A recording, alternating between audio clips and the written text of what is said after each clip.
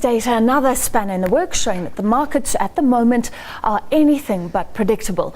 What does that mean for investors? Instead of trying to beat the market through risky ventures, indices that actually track market performance are becoming increasingly popular. So exchange-traded funds that hold assets like stocks, commodities or bonds. Well, to discuss, we're now joined by Strategist and Advisor at ETF South Africa, Nerina Visser. Great to have you with us. Well, thanks, Francis. So let's clarify. The all-share index shows all shares on the JSE, so it's a benchmark. Yes. Usually you try and pick stocks and beat that benchmark. Now you're talking about just following the benchmark, so your investment is basically spread across that. You know, one of the fathers of index investing, John Bogle, had a wonderful statement. He said, don't try and find the needle in the haystack, just buy the whole haystack.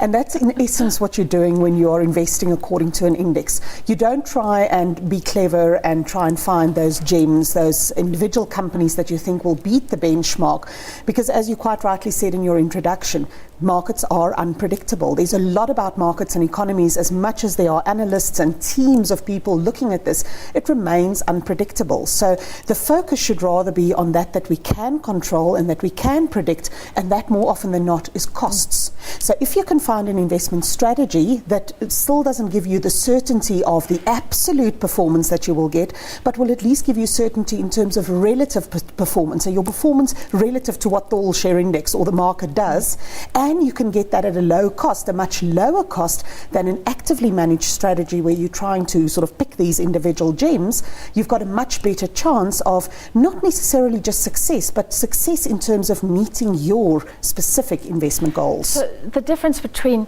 indices and ETFs, because some ETFs follow the index anyway, just explain it. Right, so for me, one of the easiest ways to explain what an ETF is that it is a unit trust. So we're all very familiar with unit trust. So it's a very nice, safe regulatory vehicle, lots of investments in one. It's like a package deal or a hamper that you buy.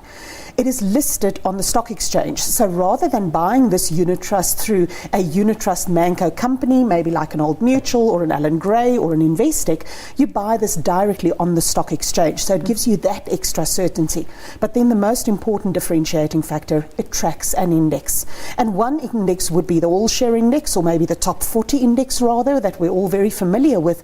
But there are many other indices also that ETFs track. So an investment in an ETF is not necessarily just to the overall market. One can actually identify and pick ETFs that focus on specific sectors or maybe certain geographic regions in the world, or as you rightly said in your introduction, even specific commodities or currencies can be bought using an ETF. And those are actually backed by physical gold, say. So if you've got a gold ETF, yes, somewhere out there is a little piece of gold that you own indirectly. Is that a way of saying? Absolutely. It is such an important differentiation because it is an exchange-traded fund. There is a physical fund that holds these assets, whether they are gold bars that lie in a vault or whether it's the shares in the top 40 index that is held in trust. So very important that it gives you the safety of a physical backed investment, but at the same time also it means that it will necessarily give you the performance of the reference asset, being an index or a commodity or whatever, because you know that the fund actually owns those physical investments. Okay, now for first-time investors, Satrix is the most famous one. You're basically just buying the JSE, the market. Yes. But we look at what happened today, and I'd like to touch on America. But first, despite the ructions in the global economy, here at home, despite the problems that we have, the JSE has been at these incredible highs. Yes. But people are saying what goes up must come down. Is this a time to get into Satrix? You know what, Satrix is a brand name for a number of different ETFs. So the best known one, also happened to be the very first one that was listed on the JSE in South Africa, is the Satrix 40. Now that ETF tracks the top 40 shares on the JSE.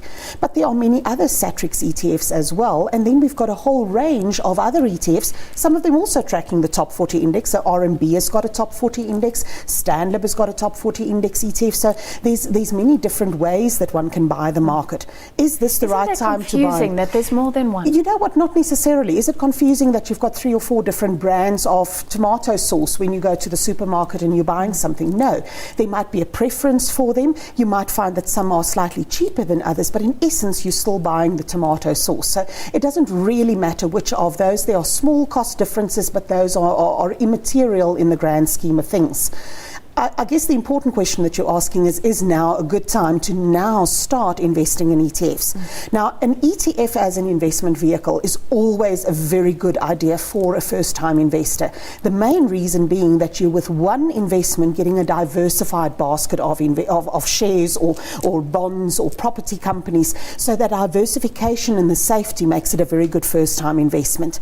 When the market is relatively high, as we've got it at the moment, the traditional concern around index investing and passive investments are that, as you say, what goes up must come down. But I think we need to appreciate that all ETFs don't necessarily follow indices that are based on these market caps or the sizes of the companies.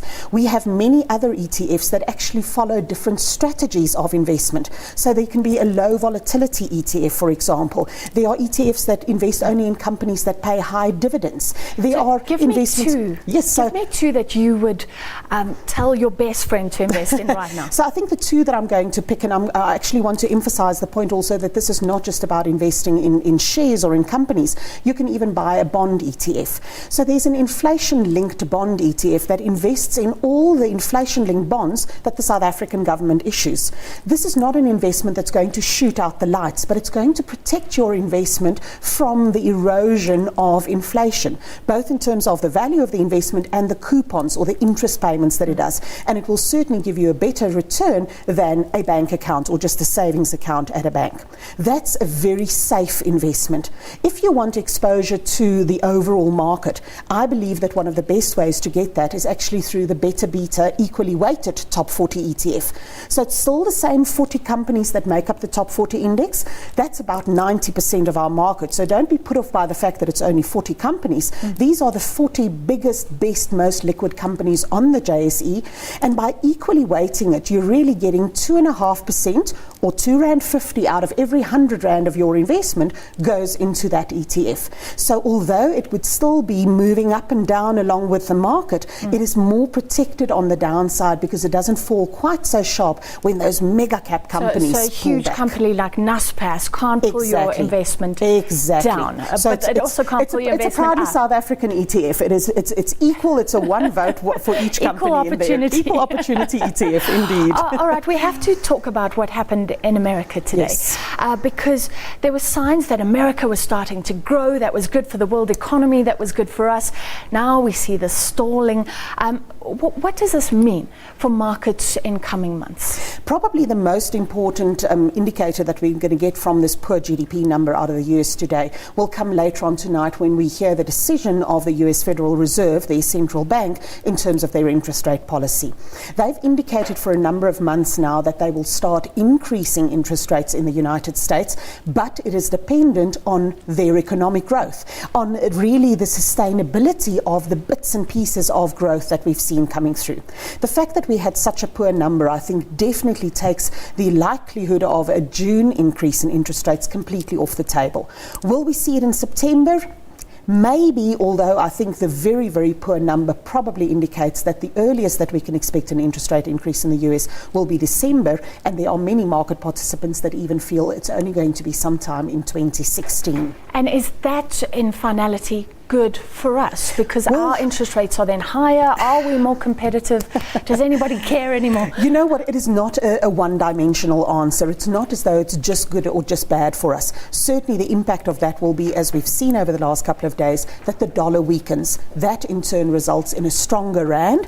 A stronger rand certainly will take some of the inflation pressure off our domestic inflation numbers, but at the same time also it means that we get less money for our exports. So there are certain parts of our economy and our stock market that will benefit from this interest rate decision in the US, and there are others that it will hurt. So it really depends on where and how you want to invest, and that's why we'll be watching very carefully what Janet Yellen says tonight after the Fed statement. All right, well, I'm going to go look at that Beta Beta busting ETF very quickly, and this is a challenge for you. Explain what a beta is to a layperson Very, very quickly. 30 I like seconds. to think of it as the level of the ocean. We've got high tide and we've got low tide, and the level of the ocean is really what the overall market gives you. So you can have a speedboat on a low tide or a high tide, or you can have a big massive cargo ship. So the beta is really how high or how low is the overall market performance. Okay, I like the speedboat. Thank you very much. Nerina Visser from ETF South Africa.